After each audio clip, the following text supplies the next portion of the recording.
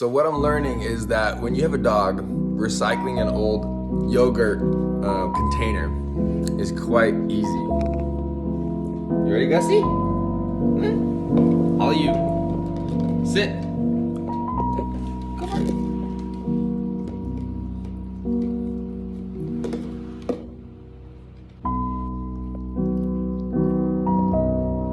Yeah, that's good progress. He does all the hard work for me.